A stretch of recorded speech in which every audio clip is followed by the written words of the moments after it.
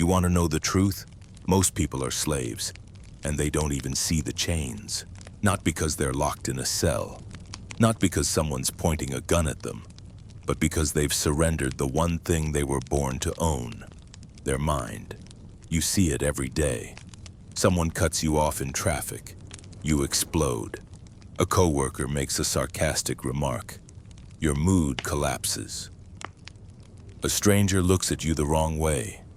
Doubt creeps in. One comment, one look, one tiny event, and you're gone. Your peace, hijacked. Your confidence, shaken. Your entire day, stolen. Now here's the question. What if nothing and no one could touch you anymore? What if no human, no situation, no external force had any power over your inner world? Carl Jung, one of the most dangerous thinkers of the last century, saw something most people still can't face. We're not victims of the world. We're victims of our own reactions. That's the real prison, not what happens to you, but the part of you that still believes the world can define you. Here's the brutal truth. Nothing can hurt you unless it finds a hook inside you. If someone calls you stupid and you get angry, somewhere in you, a part still fears it might be true. If someone ignores you and it cuts deep, you're still feeding on their approval.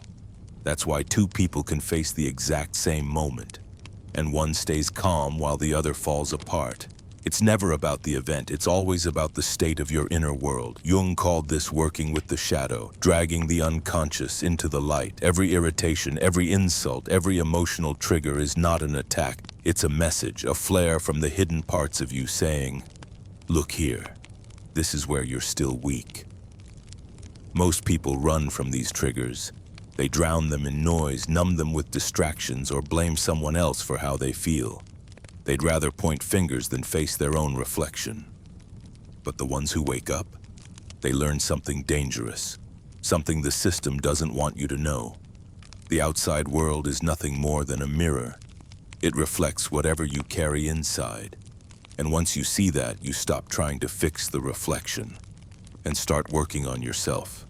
That's when you become untouchable. Because here's the paradox. The more you chase control over the external, the more it controls you. If you need someone's respect, they own you. If you need a situation to go your way, it owns you. If you need the world to be fair, you've already lost. The unshakable don't win by controlling everything around them. They win by mastering the only thing they truly own, themselves. Most people spend their lives chasing ghosts. They try to control what they can't. They want to be liked by everyone. They want life to be predictable. They want everything to go exactly according to plan, and when it doesn't, they break. They rage when they're disrespected. They feel betrayed when reality doesn't match their expectations. They take it personally, as if the universe singled them out for punishment. Here's the truth Jung understood, a truth that makes most people uncomfortable. The external world is neutral. It's not kind or cruel, merciful or merciless. It simply is. What makes it good or bad is the filter you use to look at it. Think about it. Two people lose their jobs on the same day. One spirals into despair, convinced it's the end. The other sees it as a door opening, a chance to start something greater. Same event, two completely different realities. The difference? Perception. Jung warned, until you make the unconscious conscious, it will direct your life and you will call it fate. Until you become aware of the stories you tell yourself about people, about success, about your own worth, you will keep reacting blindly, believing life is happening to you instead of through you. The more you try to control the outside world, the more power it gains over you. If you need respect to feel whole, someone else decides your worth. If you need events to unfold exactly as you imagined, you're a hostage to circumstances. If you demand fairness, you're setting yourself up for disappointment. But the moment you drop the illusion of control, everything changes. You stop needing approval. You stop fearing failure. You stop burning energy trying to force life to match your script. And here's the strange part. When you no longer demand that everything bend to your will, life often starts falling into place on its own. When you're not afraid of how people see you, you move with confidence. When you stop chasing success with desperation, opportunities seem to appear. When you stop resisting life and start moving with it, things begin to align. This isn't just philosophy, it's backed by science. Psychological studies show the more we try to control people, outcome, even our own thoughts, the more resistance we create. Those desperate to be loved often push love away. Those who fear failure sabotage themselves. Those who cling to control feel the most helpless. So here's the question. Are you reacting to life, or are you managing your perception of it? Because once you realize that nothing outside you has power over you, the game changes forever. Picture this.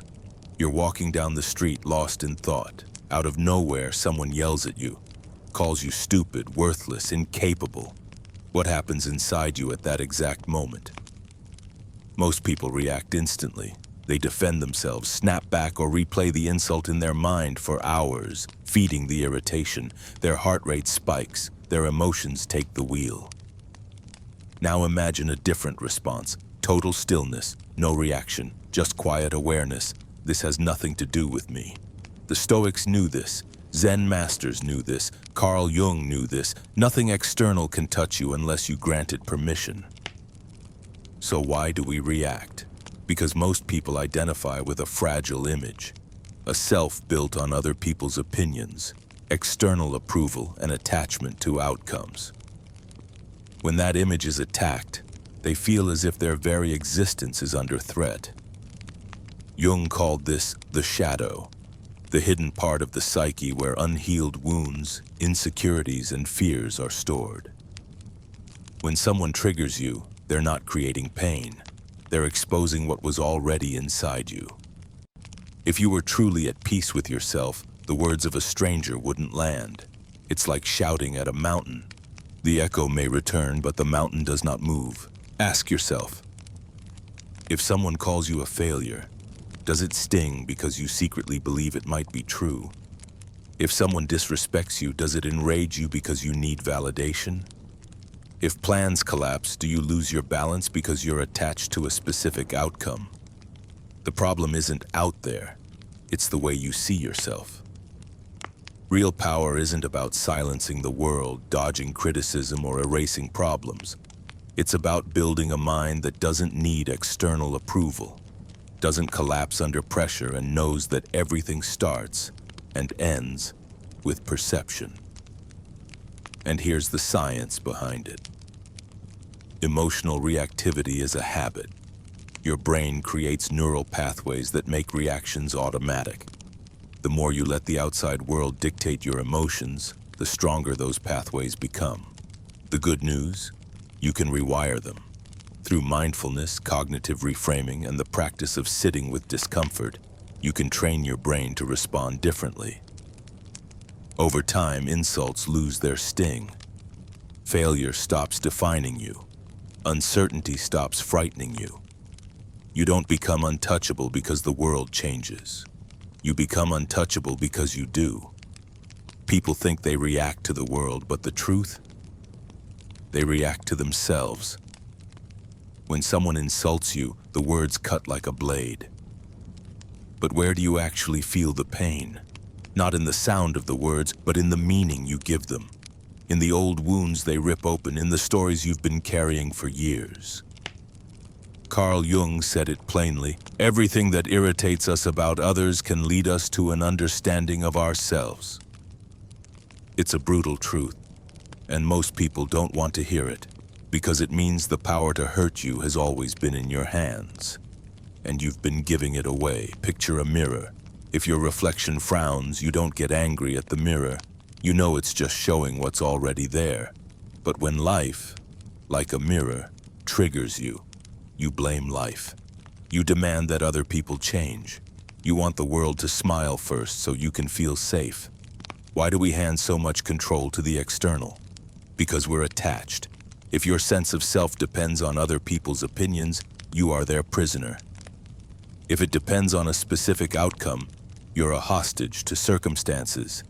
If it depends on your environment, you will always be at the mercy of change. But what if you stopped playing that game? Detachment is not emotional numbness. It's untouchability. You are not your emotions, you are the awareness that sees them. Think of a storm. Thunder roars, lightning cracks, wind howls, but above it all, the sky remains untouched. You are the sky, not the storm. True power isn't controlling the weather of life. It's staying rooted in the sky of your awareness, no matter the storm below. And here's the key shift. You never react to the world directly. You react to your interpretation of it. Two people can live the same event and have completely different experiences. Someone bumps into you on the street. One person forgets it instantly, the other stews in resentment for hours. Same event, different lens. Jung's shadow is that hidden lens, full of fears, rejections, and wounds we've buried. When someone triggers you easily, it's because they've touched a part of you you haven't mastered yet. The secret to unshakable calm is not suppressing emotions. It's seeing them clearly, stripping away their power and letting them pass without owning them. Instead of fighting your triggers, study them. Instead of blaming others for how you feel, ask, what part of me is being revealed right now? That's where transformation begins. Imagine a chessboard.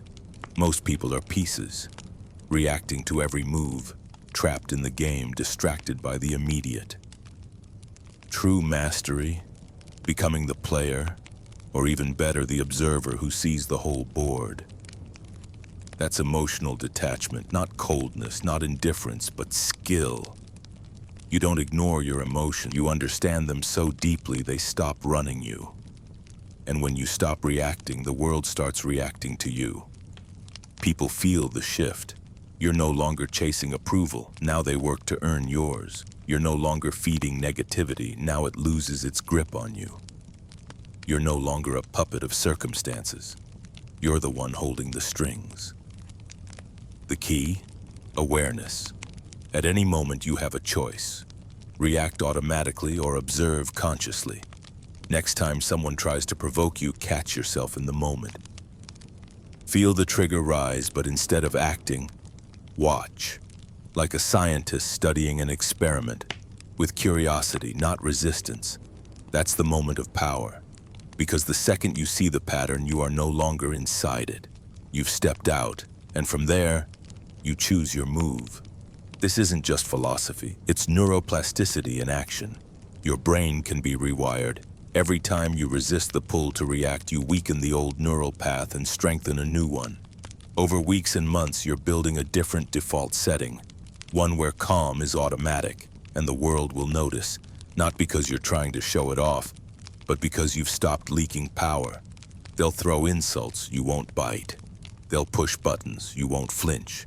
They'll try to pull you into chaos and find nothing to grab onto. You've become untouchable.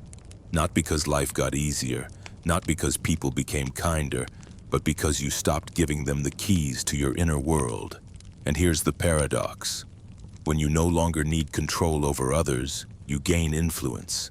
When you no longer need the world to be fair, you find peace. When you no longer fear storms, you move through them with ease. This is the game Jung was pointing to. The battle isn't outside, it's within. Win there, and nothing and no one can hurt you.